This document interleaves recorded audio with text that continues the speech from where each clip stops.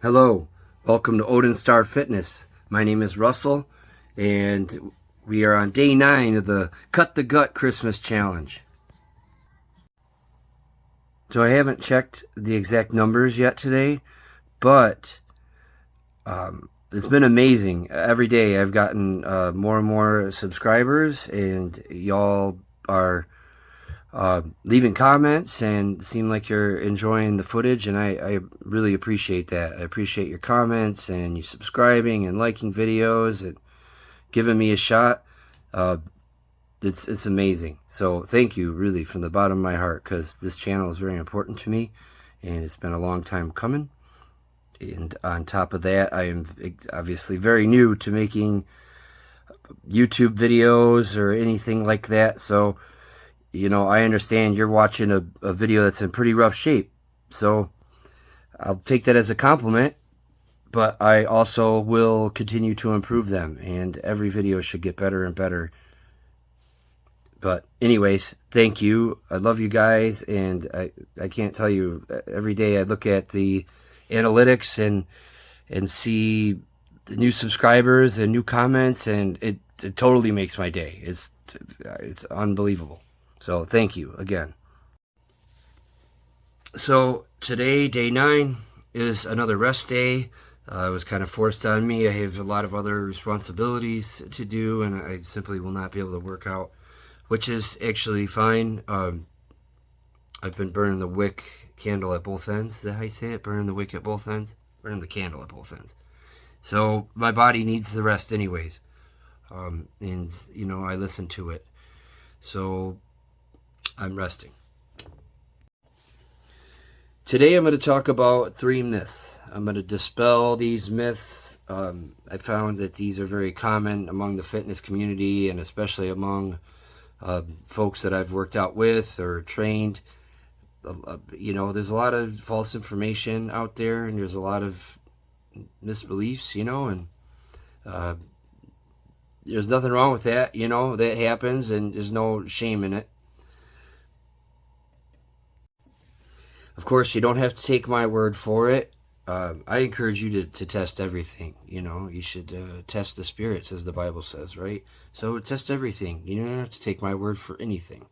In fact, I'd almost encourage you to not, and start thinking for your own, and establishing your own criteria and what works for you. Because what works, first off, if anybody tells you, there are very few absolutes. I mean, yes, there are some laws of the universe, of course, that we all have to follow. Gravity for one. But there's almost an exception to everything. And when it comes to biology and physiology and people, if you haven't learned this by now, everybody's different and everybody's body reacts differently.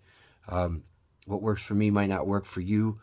And what works for someone else, who they might be wildly successful and have a million people that it works for, but you might just happen to be the one person that doesn't work for. Or oftentimes, I think what happens is, how do I say this without sounding negative? People find a niche, or they find a particular thing that works, but it's very specific. Especially with like supplements and weird diet things. The thing with those are, and I'm real picky about details. Like I get into details. Like I really, like if I was to take a supplement, I'm gonna read a lot about it. Like I'm gonna go even into how they tested the supplement, because that's very important.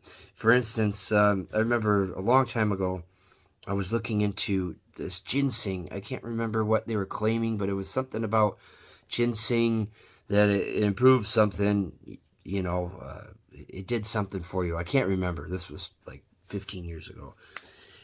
And it sounded amazing. And I'm like, what? Really? Just take ginseng? It, makes you into Superman? Like, that's great. And I'm not saying anything bad about ginseng. It's just an example, But anyway, so I looked into the research, and I looked into the trials where they made these claims, and the trials were done with like 8 people, and what they considered successful was like a 10% increase or something, or maybe it was less. I think it was under 10%, single digit increase. So let's just say, you know, increase in strength. Okay, that's not what it was, but I'm just going to use that for example.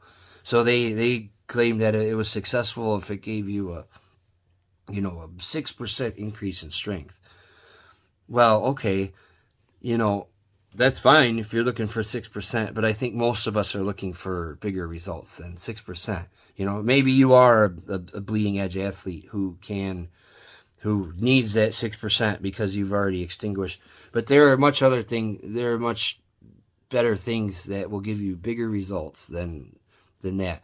But it gets deeper than that. So also, it was only like they only did these tests with like 8 people, and this is very common actually. If you look into it, I find this all the time, and so you're like, well, 8 people, that, you know, that easily could not include you. But the real thing that really got me besides that was they they said they administered the ginseng intravenously through a syringe, and I sure as hell wasn't gonna inject ginseng into my body, you know, not for 6%, whatever. Um, you know, the way all the when I was reading about it, it made it sound like you just took a ginseng pill, you know, and I think that's what everybody would assume. You know, they definitely didn't say, you know, stick a needle in you with some ginseng. So you really got to be careful. You know, there's a lot of leeway. You know, I think we know that we live in a pharmaceutical run country. You know, they have a lot of sway, and, you know, I'm not throwing any shade on anybody who works for the pharmaceutical company or anything like that. But just all I'm saying is, you know, examine your sources, you know, especially anything you're going to put in your body, unless it comes from the earth and it's natural, you know, like natural fruits, vegetables, and, you know, meats and seafoods and stuff like that. If it's anything produced by someone else other than God, basically, I would urge you to look into it, you know, because it's very important what you put in your body. So I think that's how, anyways, getting back to my point, I think that's where a lot of problems come from, is that you have to follow it. That was my point, is that you have to follow things precisely sometimes, and that is difficult. You know, a good example of that is keto diet, which I think is great. It definitely works. I mean, it works for me, and it works for a lot of men that I know, at least, who try it, and women. But it's misleading, I think, a little bit. People think it's a little easier than it is. You really have to eliminate all carbs, like, and that could even be or fruits and vegetables in some cases. Some vegetables you can eat, you know, some greens, and that depends on the person as well. But to really truly go into ketosis, which, you know, is where your body burns all its calories from fat, that's, you know, that takes some discipline, and it's not easy. Even if you do cut excuse me, everything out, you'd be surprised in how many little things that you eat that have hidden sugars in them, you know. So again, you really got to do your research, and you got to follow it exactly. And if you screw up in keto, I'm pretty sure it takes 48 hours for your body to eliminate, to get. So say if I'm in ketosis and I you know, and it's Thanksgiving, right, coming up, and maybe Thanksgiving I eat some sugar, you know, I eat some mashed potatoes. Well, it takes at least 2 days, I believe, before I can even get into ketosis again. Now, you know, I could be wrong about that. You know, maybe there's a smaller window than I know, but I'm pretty sure, according to Dr. Berg, whose book on the keto diet is what I've read, pretty sure that's what he says in there. So correct me if I'm wrong. You know, if I'm wrong, I'm wrong, and I will correct myself. But anyways, the point is that you got to be specific. So that's why I urge you to be careful with information. It's not even careful. Like, of course, all you know, knowledge is great. You shouldn't be afraid of knowledge, but just use your head and your heart, and make good decisions and think about things and make them yours. You have to be able to integrate it into your life. If it takes a tremendous amount of willpower and you're trying to do this radical life change, it's going to be tough for you because your environment might be working against you, your job, your old habits, whatever. So be easy on yourself and don't judge yourself so much, because that's just the world we live in. So anyways, I'm going to dispel 3 myths that I have commonly heard throughout the fitness industry. The first one is what is referred to as spot reduction. And if you don't know the term, what I'm referring to is the idea that, say if I want to lose belly fat, then I should do a lot of sit-ups. No question that the body will use some of the calories from that fat. I believe the last time I read about it, it would say something like 10% or something of the movement will use it locally from that area. So in other words, if you burned 50 calories doing sit-ups, then 5 calories would come from fat. But trust me, that's not enough. You're going to be very, very disheartened, and more than likely you're going to way overwork a particular area of your body and not see any results, and that is devastating. I can't tell you how many people I know fall in this trap, and it is disheartening because I know some people that had a long road ahead of them, and they had a tremendous heart and tremendous discipline and motivation, but they believed in this, and they would just, like, especially with abs, they would just be doing sit-ups all day long, and they never saw any results. I don't think I've seen a single person have any luck with spot reduction. Now, there is a caveat to that. I have not personally tested this 100%, but there is research that talks about gray fat cells, and gray fat cells, there's different kind of fat cells in your body, and gray fat cells I think are burned easier, and you can turn regular fat cells into gray fat cells by putting cold, like an ice pack on that area or something of that nature. Like they sell these vests that hold cold against your body to supposedly help your body burn fat from that area. Supposedly that works pretty good.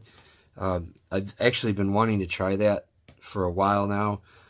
I will say that cold in general helps you burn fat, which leads me to my next myth, and that is sweating or exercising when it's very, very hot is another fat burner. Now, I'm not saying that it doesn't burn fat when you exercise in the heat, but I think this confusion comes from, like the wrestling and boxing world where we weigh in. If you've ever wrestled or boxed, or in any kind of martial arts where they have weight classes, you weigh in, of course. And when you are trying to make a weight that is lighter, you will see guys or women, whoever, running around with the sauna suits or trash bags, just trying to sweat that weight out, because there's a lot of water weight. We carry a lot of water weight, obviously. So you can sweat that out, and you do that just to make weight. That comes right back. Believe me, the next day, hopefully, that water has been replaced. If not, you're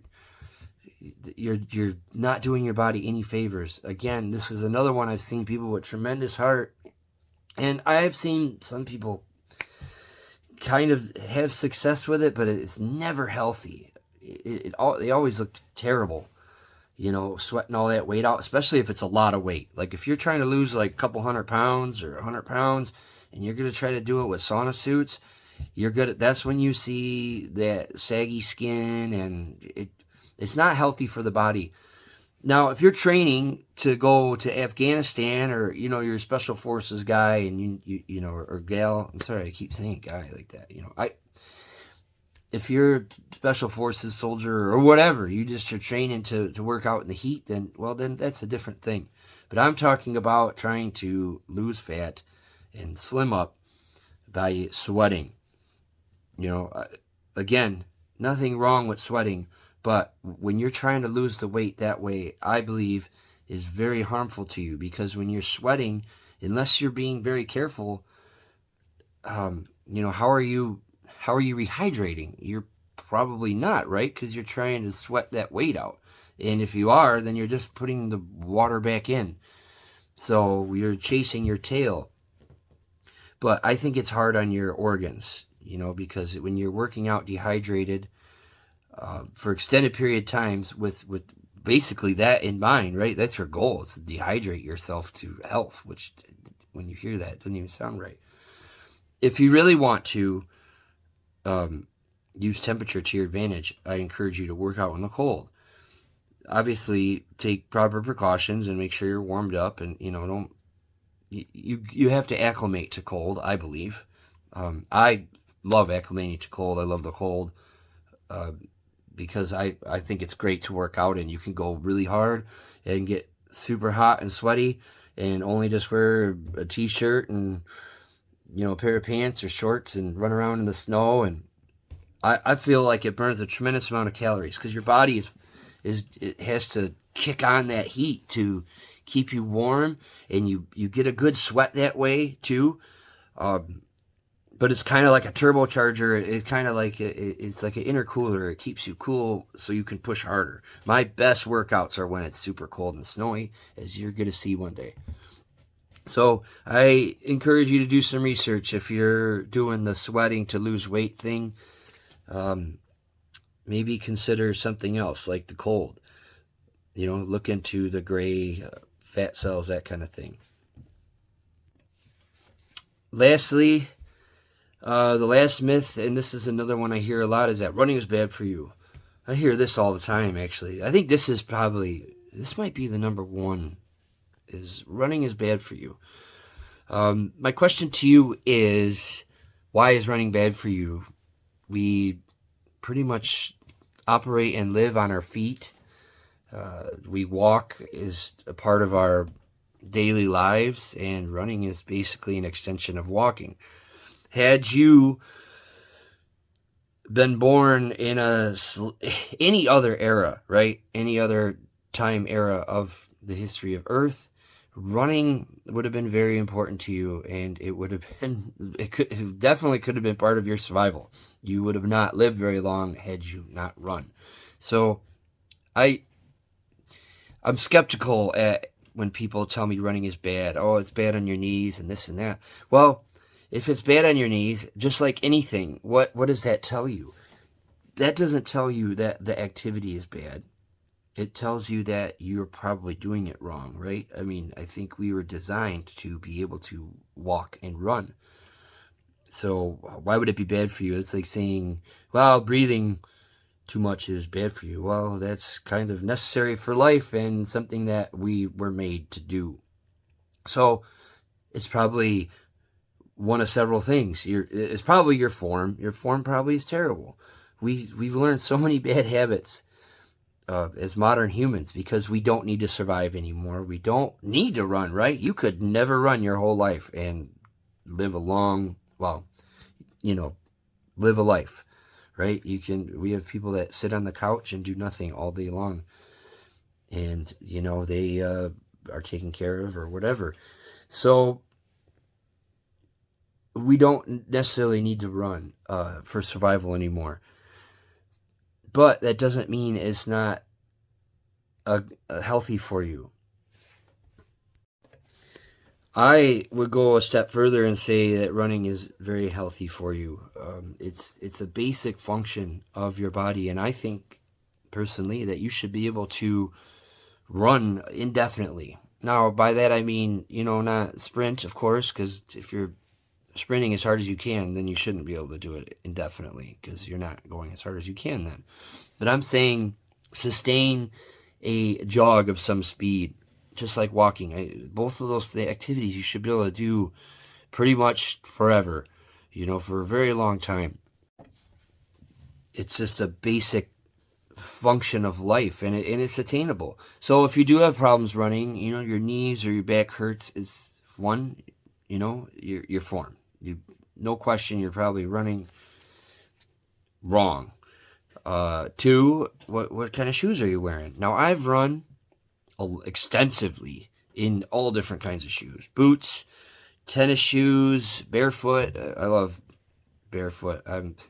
But I've run in all different shoes, and yeah, some of them will definitely put you in a hurt condition, but you could still get shoes of all kinds, from boots, tennis shoes, running shoes, that will support you. So maybe do a little research and try out some shoes.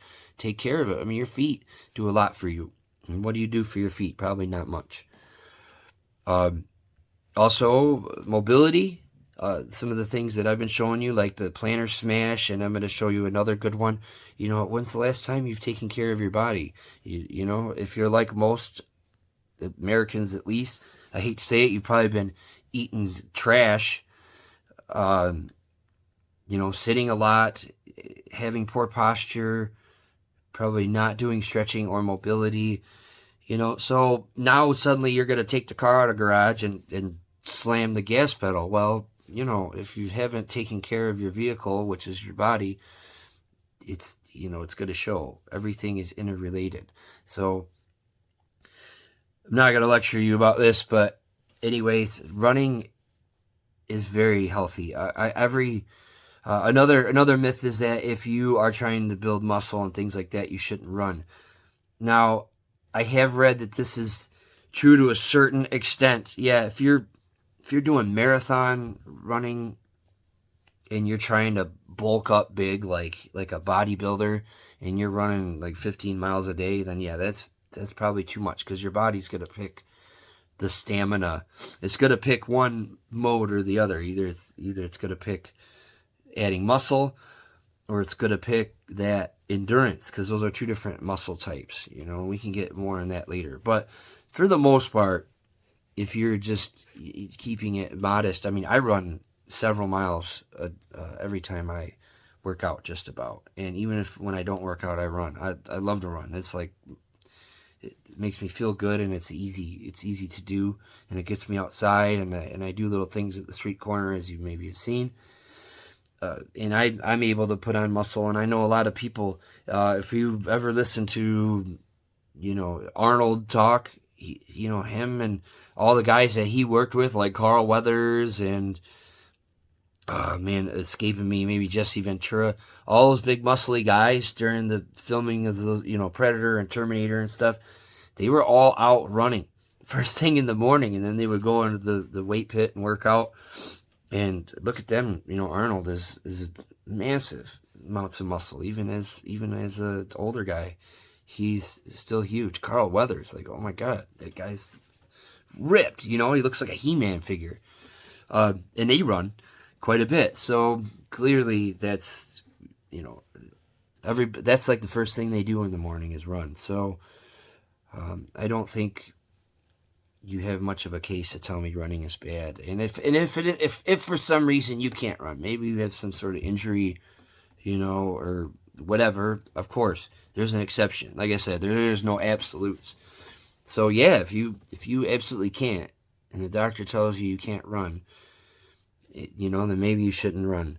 But I would still encourage you to look into it, because doctors, they're humans too, and they're just trying to do the best for you, and and they're not in your shoes. They're not walking around with you in your everyday life. They don't know you as well as you do yourself, so maybe you would still benefit from running, but you would have to do it a certain way. There are different types of running. I'm actually going to do a video at some point about different types of running. There's a type of running called pose.